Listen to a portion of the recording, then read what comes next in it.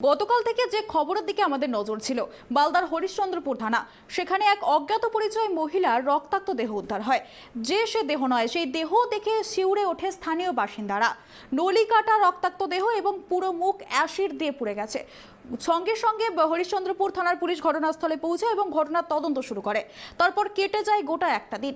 আজ এক নিখোঁজ গৃহবধূর সন্ধান পায় পুলিশের তরফ থেকে। পুলিশের কাছে নিখোঁজ গৃহবধূর বিষয়ে অভিযোগ দায়ের করা হয়। যদিও পরিবারের তরফকে জানানো হয় দেহ শনাক্ত করার জন্য, পরিবার থেকে গিয়ে সেই মৃত গৃহবধূর দেহ শনাক্ত করে। এ বিষয়ে কি কি আপডেট রয়েছে বিস্তারিত জানবো। আমাদের সাথে সরাসরি গ্রাউন্ড জিরো থেকে রয়েছে আমাদের প্রতিনিধি রুহুল আমিন। রুহুল, তোমার থেকে যে বিষয়টা জানতে চাইবো, যে অজ্ঞাত পরিচয় মহিলার দেহ উদ্ধার করা হয়েছিল, তার কি দেহ শনাক্ত করা গেল? কি জানাচ্ছে পরিবারের লোকজন?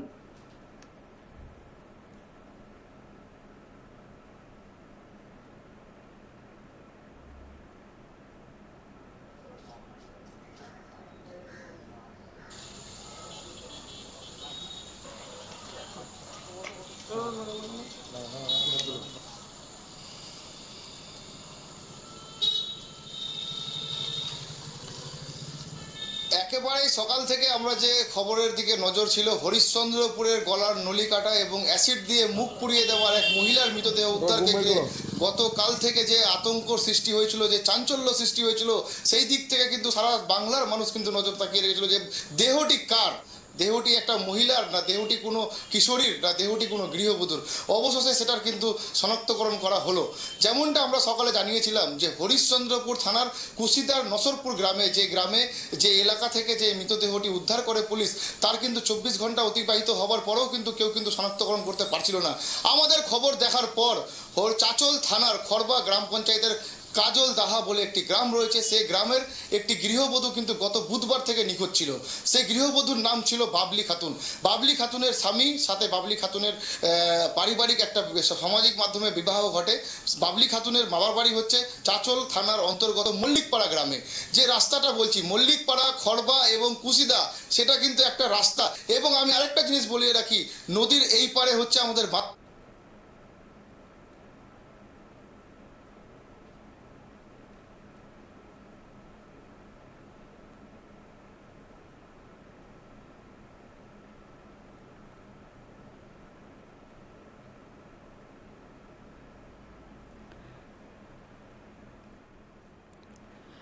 মালদার হরিশ্চন্দ্রপুরে গৃহবধূ এক অজ্ঞাত পরিচয় মহিলার মৃতদেহ উদ্ধার হয়। সেই মৃতদেহ দেখে শিউরে ওঠে স্থানীয় মানুষ। দেহ শনাক্তকরণ করার জন্য তিনি মালদা গিয়েছিলেন। মালদাতে গিয়ে মালদা মেডিকেল কলেজে তিনি কিন্তু জানান, সংবাদ মাধ্যমকে তিনি জানান যে এটা আমার স্ত্রী নয়, এবং পুলিশকেও জানান এটা আমার স্ত্রী নয়। তারপর সেখান থেকে কেটে যায় প্রায় 2 ঘন্টা থেকে 3 ঘন্টা। তারপর বাবলি খাতুনের পরিবারের লোক, অর্থাৎ বাবলি খাতুনের মা এবং বাবলি খাতুনের বোন, তারা কিন্তু মালদা মেডিকেল কলেজ হাসপাতালের মর্গে আসে এবং চাঞ্চল্যকর অভিযোগ করে যে এটাই আমার মেয়ে বাবলি খাতুন, এবং তার বোনও বলে যে এটা আমার।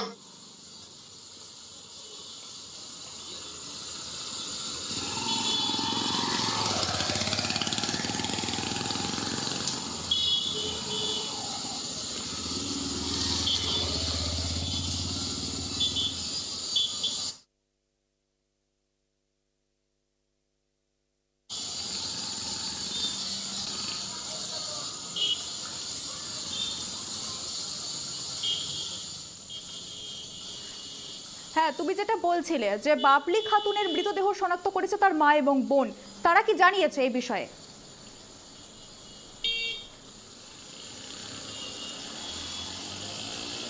হ্যালো,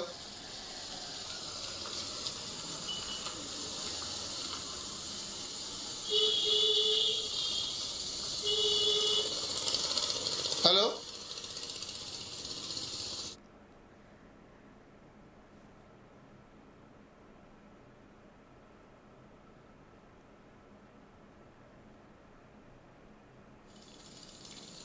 হ্যাঁ দেখো, সেটাই বলছিলাম যে গোটা 24 ঘন্টা অতিবাহিত হবার পর একটা নাটকীয় মোড় একটা কিন্তু সারাদিন চললো। স্বামী বলছে আমার স্ত্রী নয়, বাবলি খাতুনের মা বলছে এটা আমার মেয়ে, এবং বোন বলছে আমার এটা দিদি। যদিও এখন গোটা ঘটনা কিন্তু তদন্ত সাপেক্ষ, গোটা ঘটনা নিয়ে কিন্তু তদন্ত শুরু করেছে ইতিমধ্যে হরিশ্চন্দ্রপুর থানার পুলিশ, এবং পুলিশকে কিন্তু মা এবং দিদি যেটা জানিয়েছেন তারপরে কিন্তু পুলিশ মৃতদেহ এবং সেইখান থেকে মালদা মেডিকেল কলেজ থেকে মৃতদেহ তাদের হাতে তুলে দেওয়ার প্রক্রিয়া, যে প্রক্রিয়া রয়েছে তদন্তকারী মাধ্যমে, সেই প্রক্রিয়া কিন্তু এগোবে পুলিশ।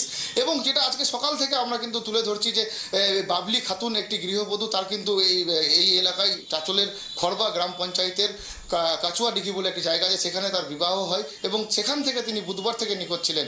আর কিন্তু কি উদ্দেশ্যে, কে বা কারা এই যে বাংলা বিহার সীমান্তে তার নিথর দেহ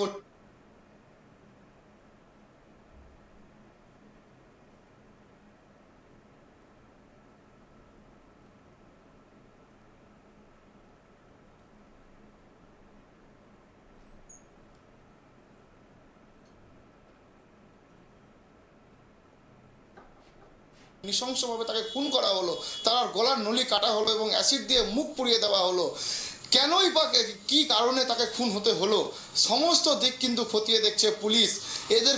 এর মধ্যে কাদের কি চক্রান্ত চলছে, কি সাজিশে তাকে নিয়ে যাওয়া হয়েছিল, সমস্ত দিক কিন্তু এখন তদন্ত সাপেক্ষ। পুলিশের কাছ থেকে কিন্তু এখনও আমরা যেটা জানতে পারছি যে মৃতদেহ শনাক্তকরণ করেছেন তার বাবলি খাতুনের মা, এবং বাবলি খাতুনের বোন বলেছেন যে এটা আমার মেয়ে এবং আমার দিদি। তারপরে কেন তার স্বামী বলল যে আমার এটা স্ত্রী নয়, এবং কি কারণে হরিশ্চন্দ্রপুর থানার অন্তর্গত কুশিদার নচরপুর এলাকায়, যেটা বললাম যেরকম সকালে যেমনটা বললাম 5 মিনিটে বিহার 5 মিনিটে বাংলা, সেই একদম মধ্যবর্তী প্রান্ত স্থলে তার নিথর দেহ পাওয়া গেল, সেই দিকটাও কিন্তু মালদা জেলা পুলিশের তরফে কিন্তু তদন্ত করা হবে। তৃপ্তি।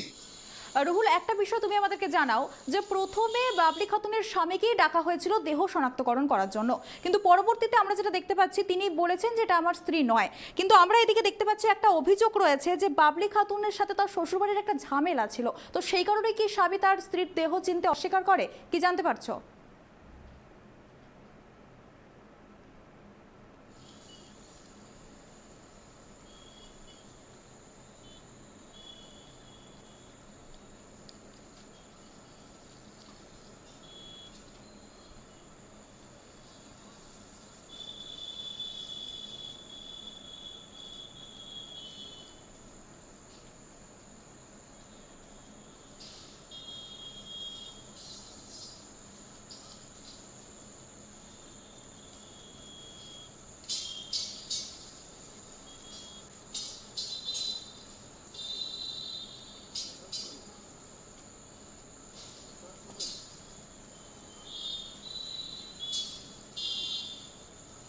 দেখো, আজকে কিন্তু সেই বাবলি খাতুনের যেখানে বিয়ে হয় চাঁচলের খড়বা গ্রাম পঞ্চায়েতের কাজলদাহা যে গ্রাম, সেই গ্রামে কিন্তু আমরা পৌঁছে গেছিলাম, এবং সেখানে কিন্তু তার পরিবারের কেউ ছিল না, কারণ তার স্বামী তার স্ত্রীর দেহ শনাক্তকরণের জন্য মালদা মেডিকেল কলেজ হাসপাতালে গিয়েছিল। এবং সেখানে আমরা গিয়ে দেখতে পাই যে ছেলেটি রয়েছে সেই ছেলেটির কিন্তু বাড়ির বাবা এবং মা রয়েছে, এবং আমরা তার বাবার সাথে কথা বলি, ছেলের বাবার সাথে। তিনি কিন্তু জানান যে আমার ছেলে, তার স্ত্রী বুধবার থেকে নিখোঁজ রয়েছে, তার স্ত্রীর দেহ শনাক্তকরণের জন্য আমার ছেলে মালদা মেডিকেল কলেজে গিয়েছে। আমরা আপনাদের খবরের মাধ্যমে আমরা দেখতে পাই একটা মহিলার এইভাবে একটা ঘটনা ঘটেছে, যেখানে গলার নলি কাটা হয়েছে, মুখ অ্যাসিড দিয়ে পুড়িয়ে দেওয়া হয়েছে।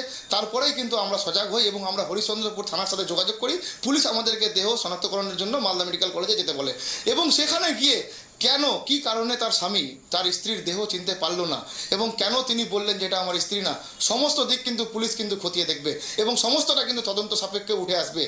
আগামীকালের মধ্যে কিন্তু পুলিশের কাছ থেকে আমরা জানতে পারবো কি কারণে এই ঘটনা, কে বা কারা এইভাবে ঘটনাটা ঘটালো, কি উদ্দেশ্য রয়েছিল এর পিছনে, সমস্ত দিকে কিন্তু ট্রাইব টিভি নজর থাকবে। তৃপ্তি।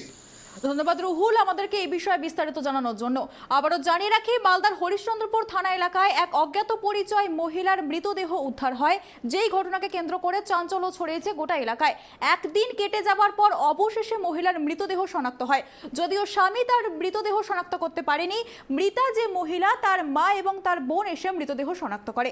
কি কারণে এই ঘটনা, কেন এত নৃশংসভাবে এক মহিলাকে খুন করা হলো তা তদন্ত করছে পুলিশ। গোটা বিষয়টার দিকে নজর রয়েছে ট্রাইব টিভির।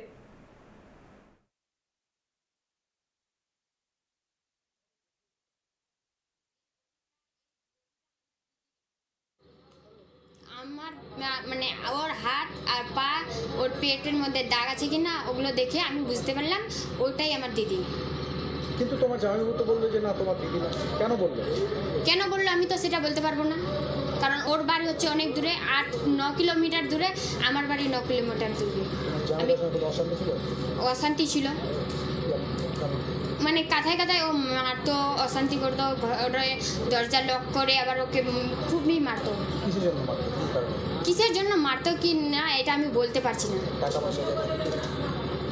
হ্যাঁ, টাকা পয়সা এগুলোর জন্য আমি বলতে পারবো না। কবে থেকে তোমার দিদি নিখোঁজ ছিল?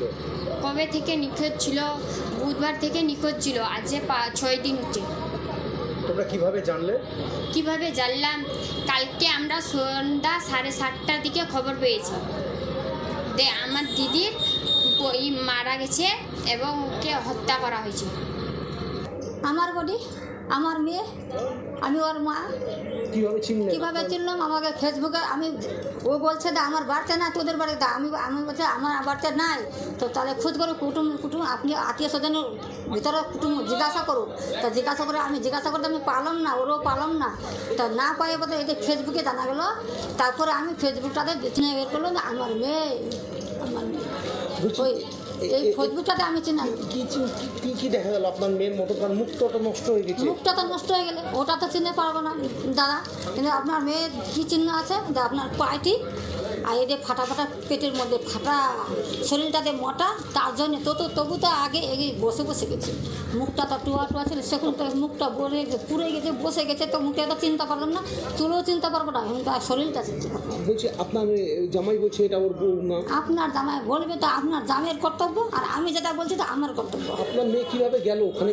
কিভাবে গেল কি মনে হয়? ওইটাই তো শুনতেই পারছি না। আপনার মেয়েটা কি বাড়ি এখানে, আমার বাড়ি এখানে, ও মেয়েটা কি করে কে লেগলো, কে মারলো, এটাই শুনতেই পাইনি।